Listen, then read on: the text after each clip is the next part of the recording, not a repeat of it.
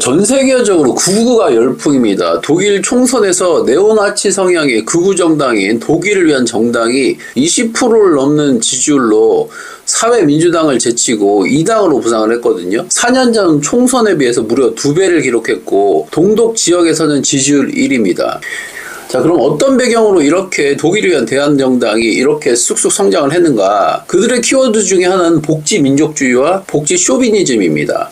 이게 무슨 얘기냐면 복지 혜택을 강화하고 유지하되 그것을 자국민에게만 제한하겠다는 얘기죠. 그러니까 반이민 정책에 가깝다고 얘기를 할 수가 있는데 이 현상은 스웨덴도 마찬가지로 스웨덴 민주당도 가난한 토종 스웨덴인에게는 복지를 난민과 이민자에게는 추방울이라고 외치면서 우파 연정을 강화시키고 있고, 이 현상은 이탈리안 집권당이 이탈리아 형제당도 마찬가지고요. 네덜란드 집권당이 네덜란드 자유당도 마찬가지고, 오스트리아 집권당인 오스트리아 자유당도 역시 반이민주의를 강조하면서 자국인들에 대한 복지를 강화하자 이 부분을 강조하고 있다는 사실입니다.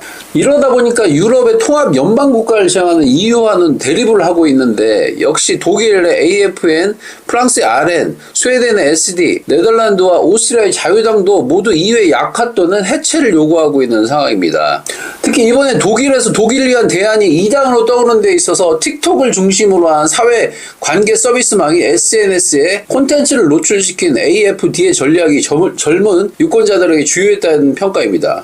틱톡을 중심으로 한 젊은 유권층을 공략한 독일 좌파당도 3월6일 벗어나서 총선에서 지지율이 2배 이상 높아진 것으로 나타났고요. 미국에 있어 독일도 총선에서 SNS 유력이 재확인되면서 전 세계 정당들의 전략 중심이 기존 언론보다 SNS로 빠르게 이동될 것으로 전망되고 있습니다.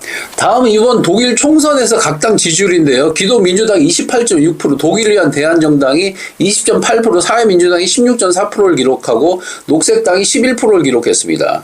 특히 이번에 독일에서 트럼프의 선거구죠. 다시 위대하게를 그대로 썼다는 건데, 독일에서 이번에 독일 대한당도 역시 라인강과 루르강이 합류하는 지역인 듀스부르크가 세계에서 예전에는 철강 산업이 많이 발전했던 곳인데 지금은 쇠락한 곳인데, 이 부분을 다시 겨냥해서 듀스부르크를 다시 위대하게라는 구호가 적힌 모자를 쓰고 다녔다고 합니다. 그런데 이런 극우 정당의 활약은 단순 독일만이 아니고요. 영국도 마찬가지인데, 영국 개혁당을 이끄는 페라지 대표는 과거 블랙시트를 주도했고 이번에는 친 트럼프 인사로 두각을 나타내고 있는데요. 선명한 반이민 정책을 앞세우더니 최근 정당 지지율 1위를 기록했다고 합니다. 차기 지도자에 대한 순호감도에서 페라지 대표는 100년 넘게 총리를 주고받아온 노동당과 보수당의 대표 주자들을 모두 앞섰다고 합니다.